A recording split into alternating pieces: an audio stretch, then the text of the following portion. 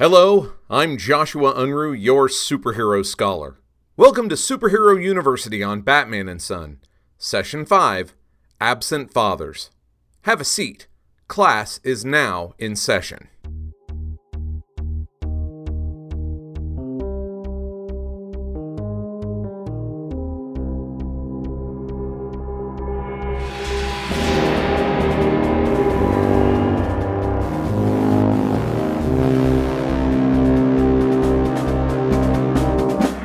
Hello, welcome back to Superhero University.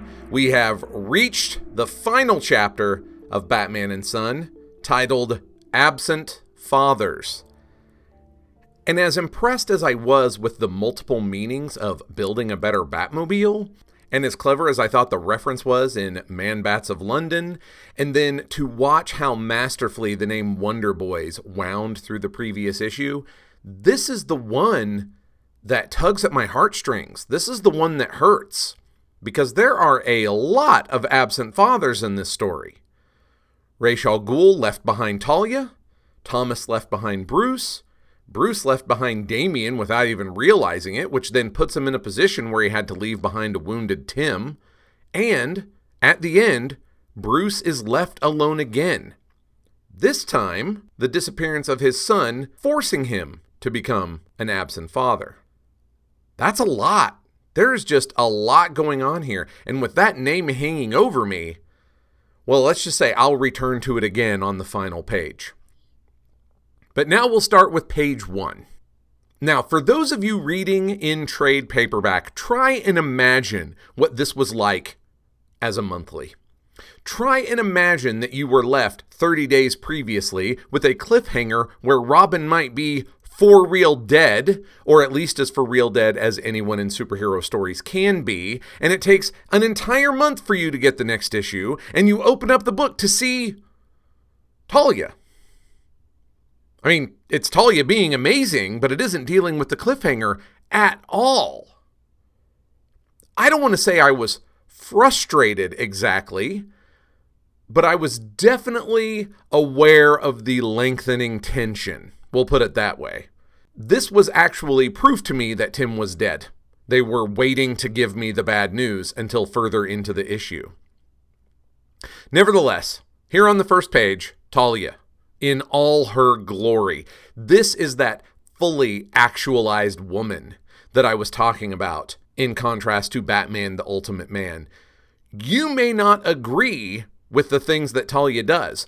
You may not entirely understand what it is Talia wants, but she certainly understands what she wants, and she is going after that with every single weapon in her arsenal. And, thanks to her absent father, it's a considerable arsenal.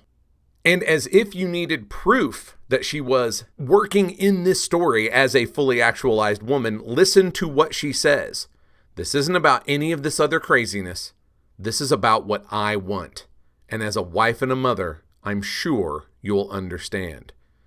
I don't think that's ironic. I think she does, on some level, expect the Prime Minister's wife to understand what she's after, what she's doing as a wife and a mother. It's just on a different scale than you would normally expect a wife and mother to be working on. It's on a scale the size of the Batman. Talia's serious business. There's no doubt about it. And the level of serious business she is has to be established here on the very first page for the ending to work.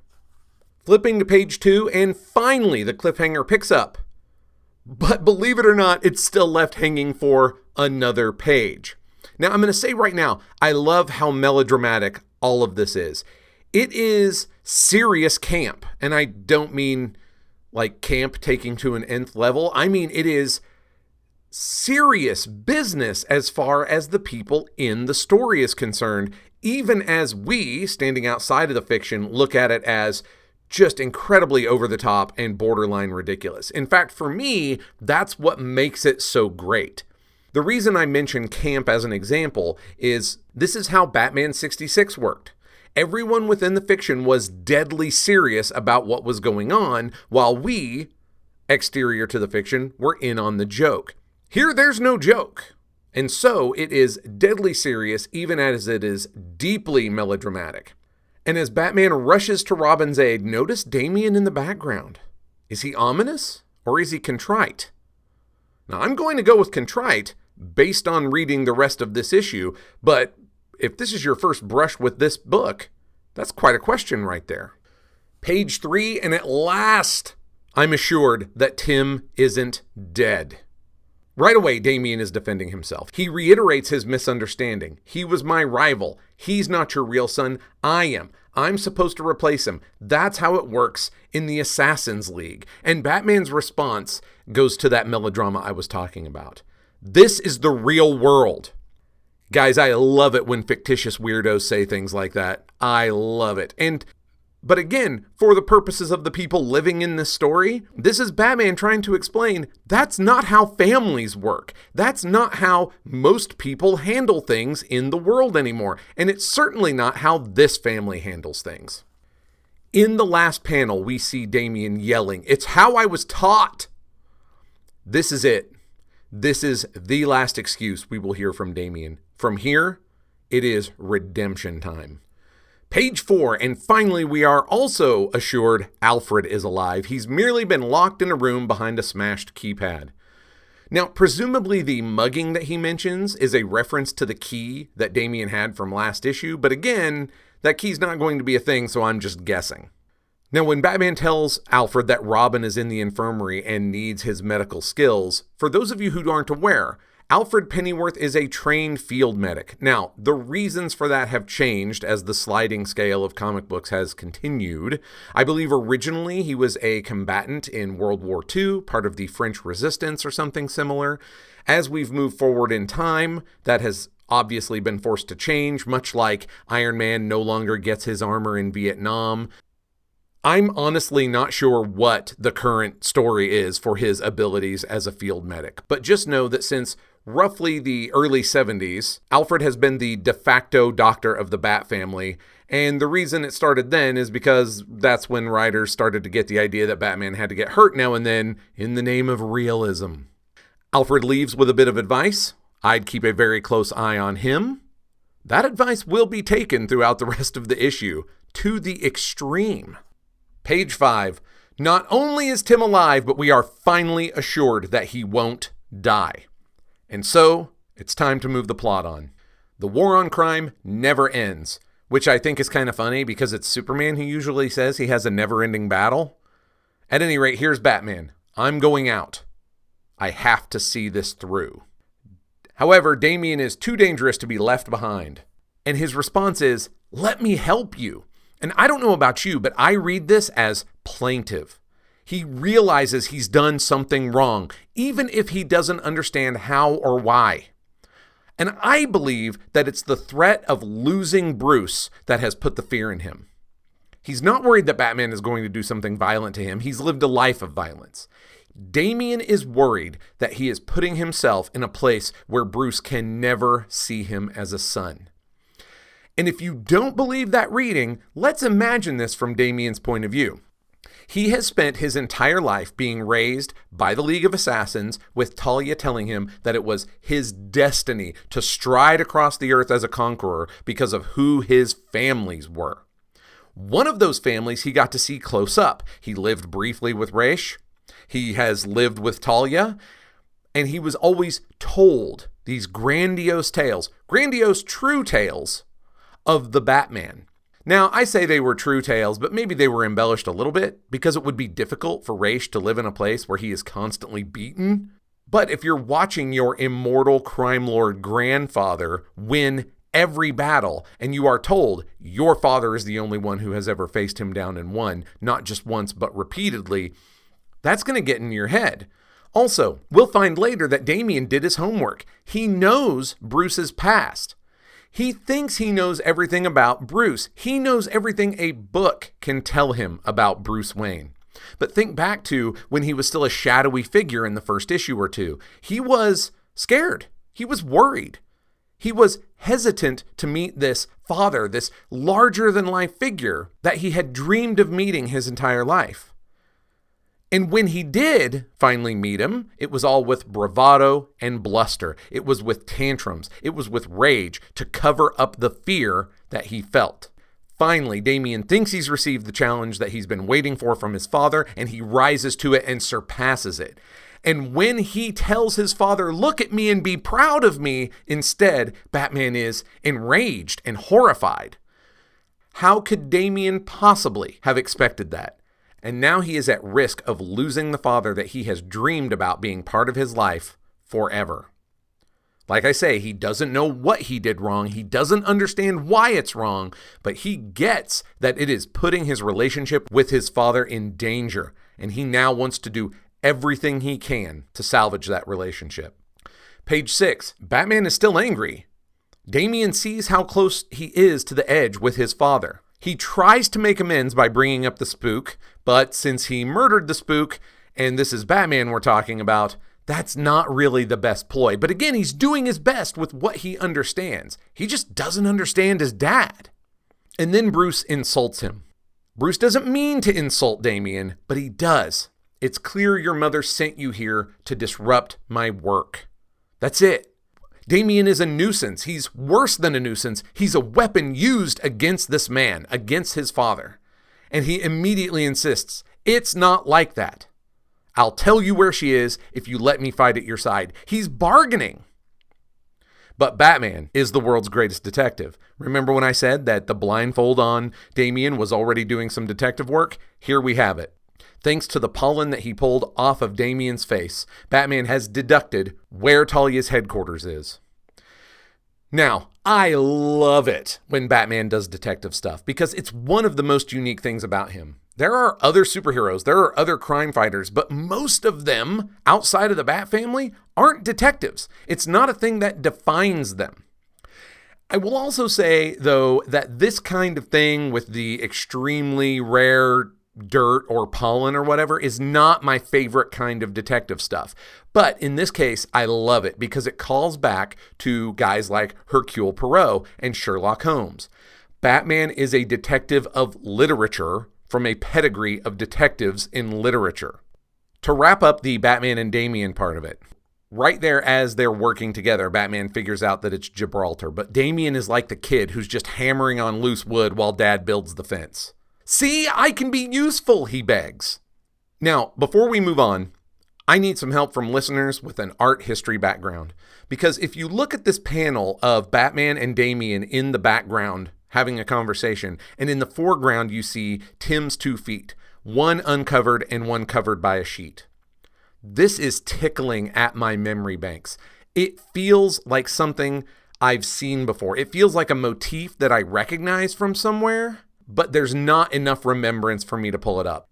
I don't know. I kind of want to say it's Masonic, but I don't think it's Masonic. I'm not sure what it is, but it's tickling at my memory bank. So I'm hoping that one of you, my faithful listeners, who has some kind of bit of background that will elucidate that panel, because I don't feel like framing as odd as that could be accidental. Remember all that heartburn I gave myself over an upside down dinosaur. I think this matters, but I can't figure out why. Help me out. Moving into page 7, Batman seems resigned to his situation. He has to work with Damien, or at least he has to drag Damien along. Damien looks pleased with himself to be told to follow. Now, I want to point out this kind of italics, double H. This is a representation of a guttural noise that Batman makes when he's being dismissive or not quite believing what you're telling him. And it is a quirk that originated in Grant Morrison's JLA run that I've mentioned previously, the one from the early 2000s. And in that space, Batman had to remain particularly aloof from all of these other superpowered people. And so often when they told him something that wasn't utter nonsense, but he couldn't trust it without verifying it, or he already knew it was only half true, it was this double H, this kind of that Grant Morrison used to illustrate where Batman's personality was in that moment. Keep an eye on it because it is going to tie him to Damien, his son, later in this issue.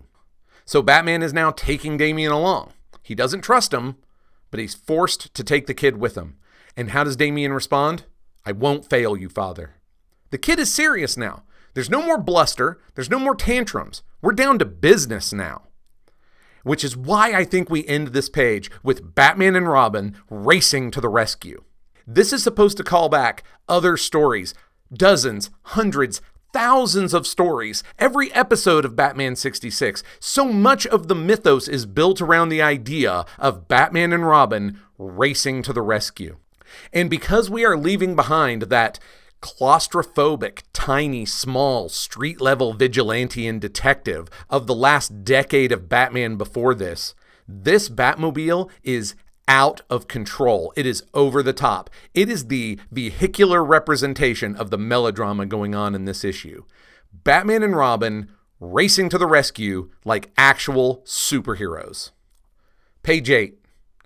Let me just say how much I appreciate establishing shots.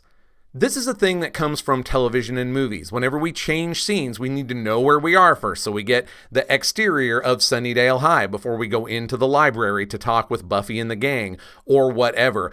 On cartoons that I grew up with, you would even have a little voiceover. Meanwhile, back at the Hall of Justice. Or on Batman 66. Meanwhile, at stately Wayne Manor. They're not strictly necessary in comic books all the time. The rules are a little bit different. And I am loath to encourage writers to treat comic books like movies and TV because, frankly, they work very differently. But in this case, I love it. We have been stuck at the manor and in the cave a lot. And this is letting us know Batman and Robin are racing into Gotham proper. And then we zero in on the Langstroms. This is Kirk all over. He's obsessed. And this is Francine all over. She's incensed. I almost died because of your work. And just as she has absolutely had enough and is about to smash that work, Batman nails the entrance. This is possibly one of the most Batman entrances I have ever laid eyes on. But take note, Francine mentions these serums and potions. Don't forget, we are always keeping our eye on mind and body altering pharmacology, and here it has arisen again. Page 9 has several things going on with it. I want to hit on a couple of the big ones. Batman firmly lays out his ethos to Damian. We don't kill. Our way is stronger and more disciplined than the assassin's way. It requires more skill. And now Bruce is, with purpose, speaking the kid's language. This is a challenge. You've done it the easy way, he says to the kid who is so full of pride in his own skills. Now you'll do it my way, which is harder. Get on my level, kid. And the thing is, now Batman realizes this is how he gets Damian to fall in line long enough to learn why his actions up till now have been not the best choices. Meanwhile, off screen, we are hearing, so to speak, that Damian is finally impressed by something. He's finally surprised by something that Batman has. But what is it? Turning to page 10, we get to see it. Batman and Robin, literally rocketing to the rescue, literally launched out of Gotham and into a much wider world. Damian is overwhelmed. You have a rocket.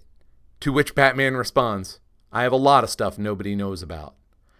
Boy, does he ever, and we're going to see more of it throughout the opus, but I just love how much this goes back to those very first themes.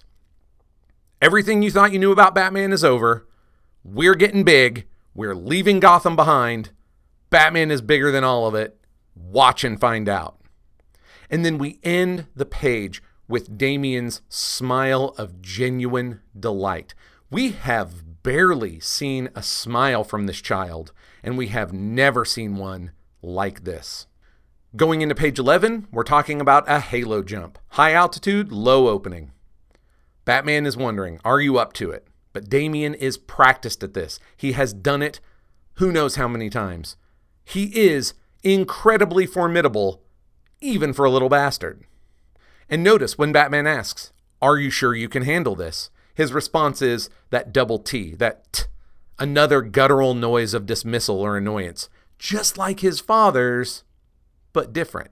And then we have the conversation that most tellingly makes me feel as though Damian realizes he was in danger of losing something with his father and is now trying on every level to get it back.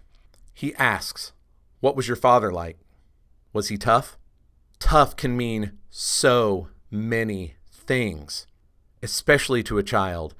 But considering this kid's background, it's a serious question that somehow also manages to be very childish. And it creates an incredibly vulnerable moment for Bruce Wayne. He has never had to be this kind of dad to Dick, Jason, or Tim. His legacy to them was the purpose, not the Wayne name. But with Damian, this is different. And when Batman responds, I read it as warm. He was a good man, a doctor. He is proud of who his dad was. But then he goes on to say something that I think is really interesting, especially considering how Alfred characterized Damian's similarities to young Bruce. Bruce says, I wasn't anything like you when I was your age. And Damian says, I know everything about you. And it's a warm moment. It is a vulnerable time. And then, in what I feel is just an incredibly healthy and fatherly manner, Bruce diffuses it. You didn't know about the rocket. It's a Bat Dad joke, you guys. And I am here for it. Page 12, our very first panel is Tim in bed and Alfred looking on him smiling, taking off bloody surgical gear.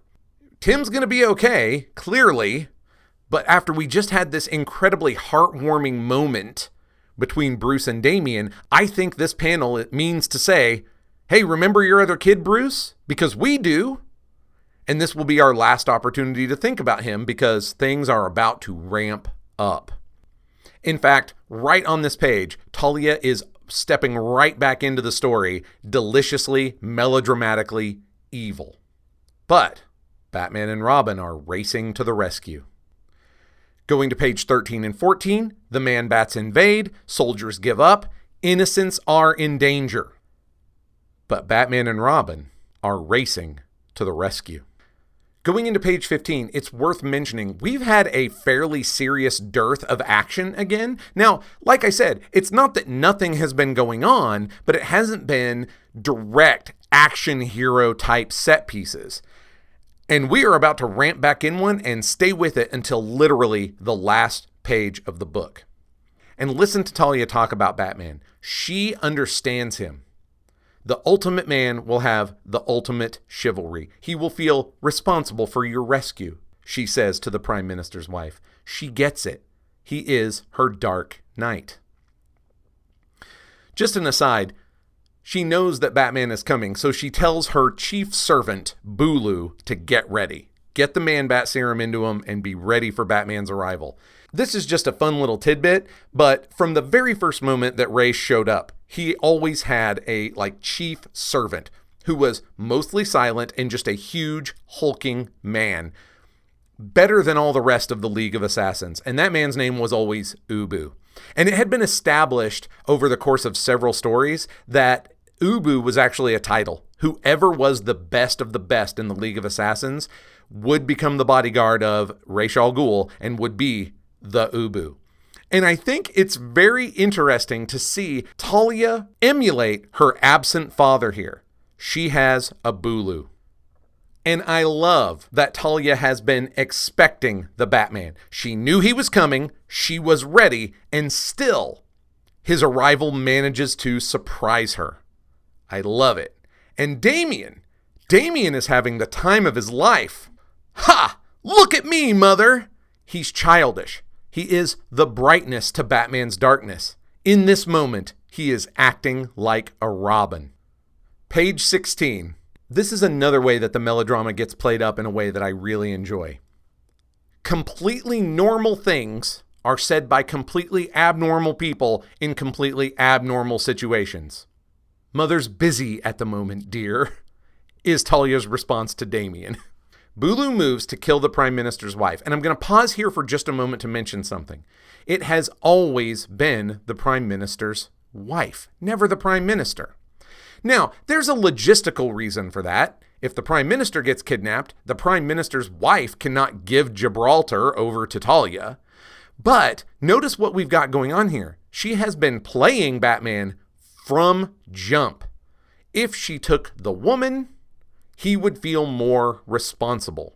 And again, hearkening back to that first page, I think Talia expects the Prime Minister's wife to understand something of her plight as a disaffected wife and mother.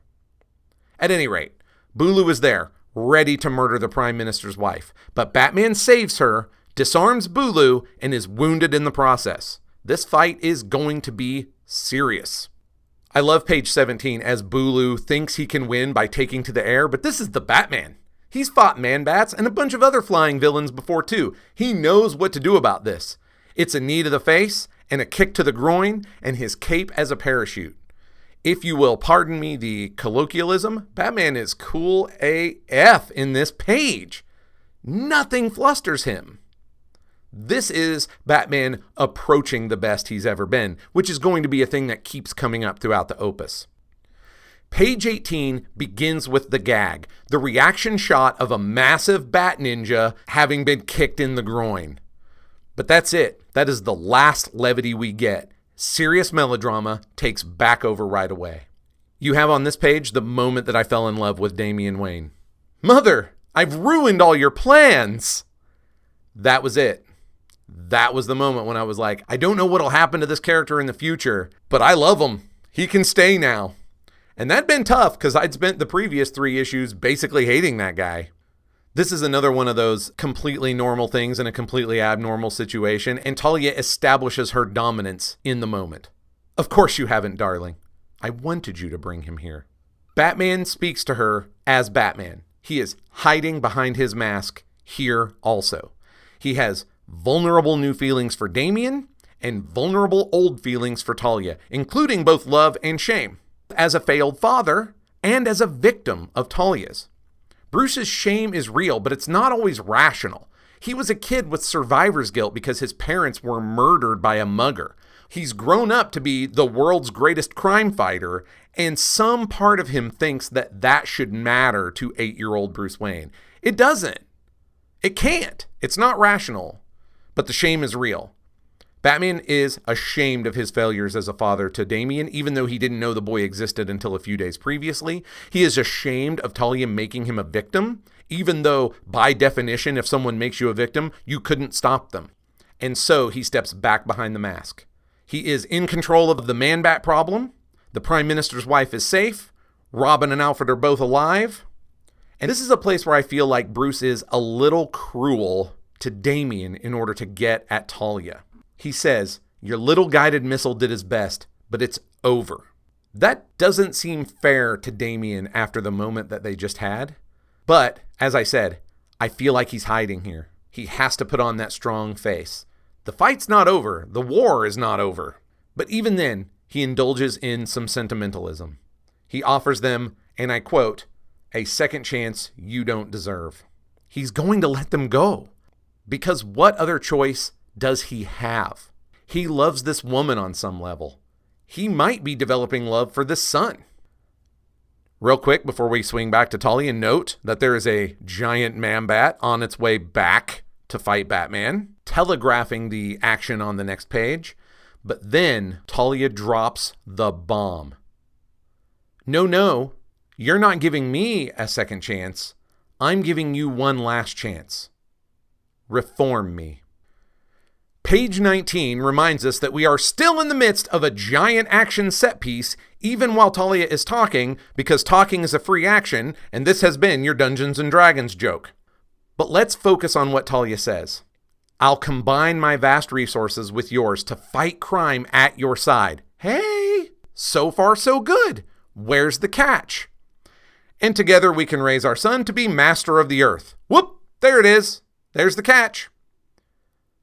She knows that Batman cannot take the second half of that deal. As attractive as it might be to add Talia and Damian to the family, as attractive as it might be to take a League of Assassins and direct it in the fight against crime instead of the fight for crime, he knows that Talia is not messing around. If she says master of the earth, she means it. And all of that goes on behind the scenes. Instead, all we get is, we don't have time for this because there are torpedoes coming. And finally, I love this part, considering how Batman was first introduced to the Prime Minister's wife, with her in terror of him and other people fleeing the scene, thinking that one Man-Bat was attacking the other Man-Bats. But here, she gets it. She understands Batman was always on her side. He saved my life, but it's too late. Page 20 is melodrama again in the highest gear. And I think I'm tempted to read the entire page to you because so much of it matters. So bear with me a moment for those of you who have already read the book, but here it is. Talia says, "You know I always get what I want, beloved, and what I want is you. I want us to fulfill my father's wishes and be a family." Absentee father again. This is still, at least in her words, all about Raish's wishes.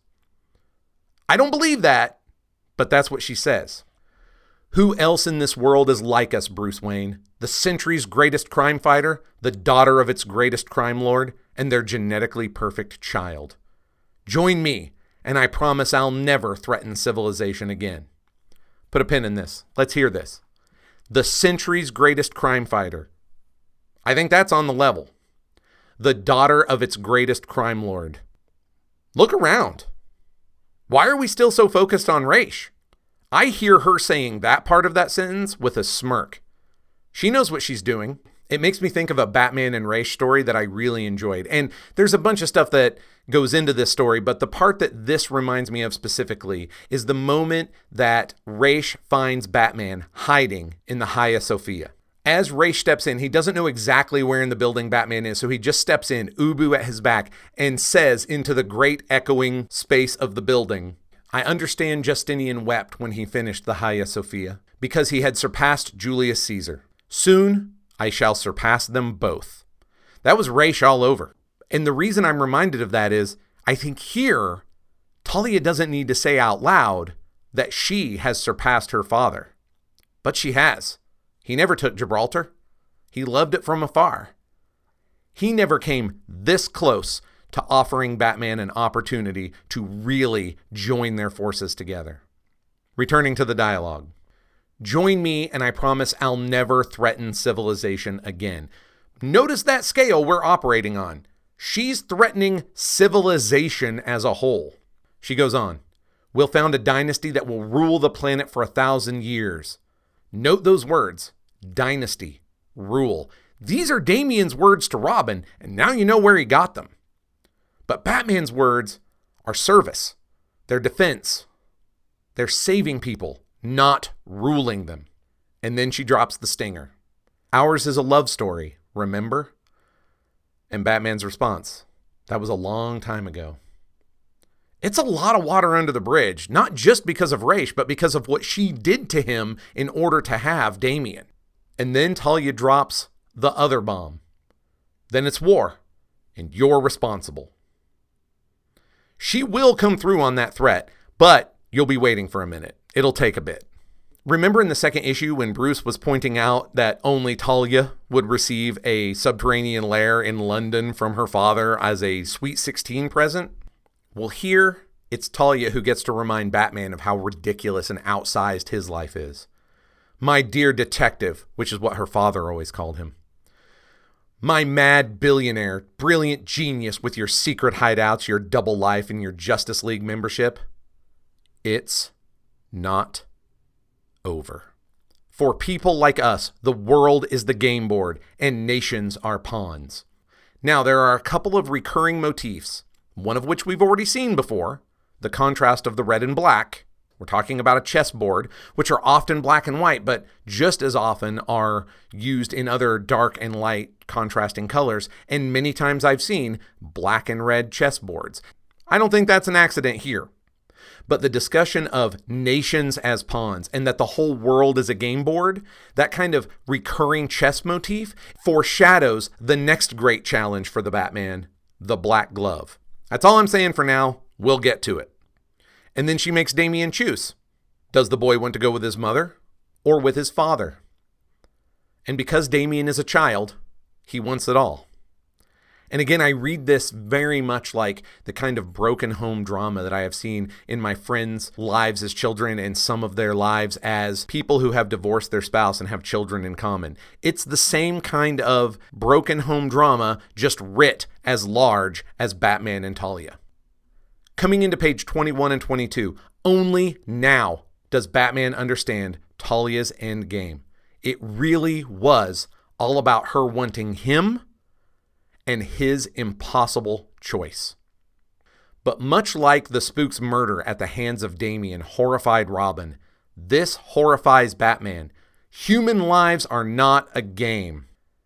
And she just smiles. Of course not, my detective. Of course not. And then Talia gestures at the technology on her wrist. Now, I'm going to be honest with you. Even having read this over and over, I don't know exactly what the technology on her wrist is in this moment, but I'll remind you a line I skipped back on page 19. The first thing my father ever taught me was how to escape certain death. Just like her beloved detective, Talia is never without a plan. But it's a plan that I don't think she told Damian about.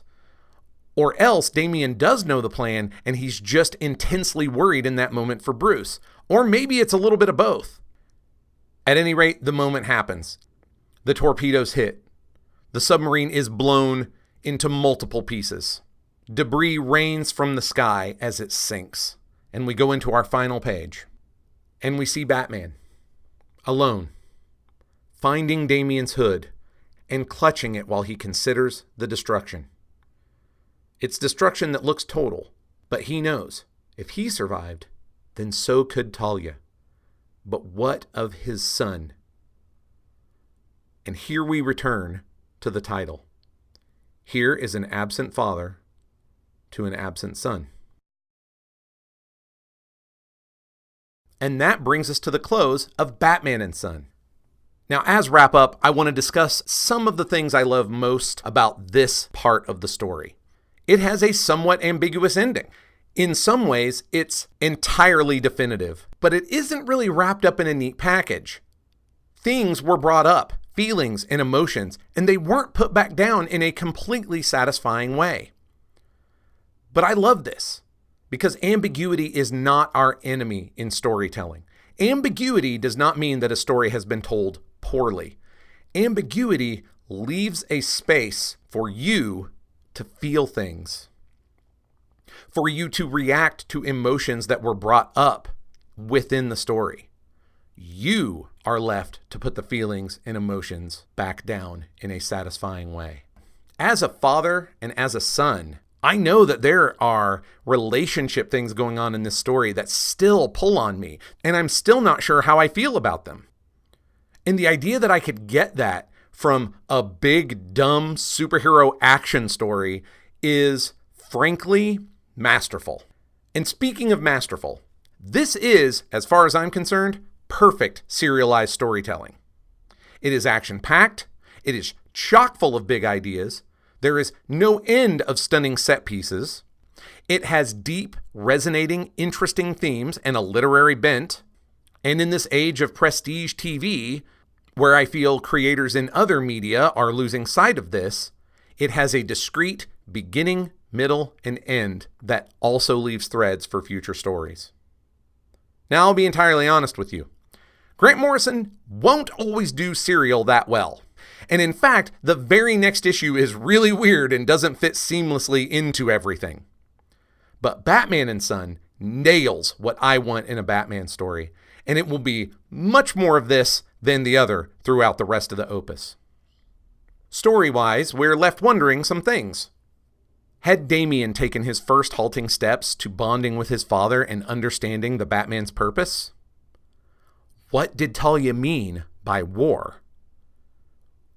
Will the world's greatest crime fighter find a balance between Bruce Wayne and Batman? What of the relationships between Bruce and his many sons? What of the relationships between the sons? We don't know yet. That's part of the joy. It's part of the ambiguity. It's part of the power, honestly, of this story. But would you believe that this is only the beginning? And considering where this story will go, a fairly small and intimate beginning at that.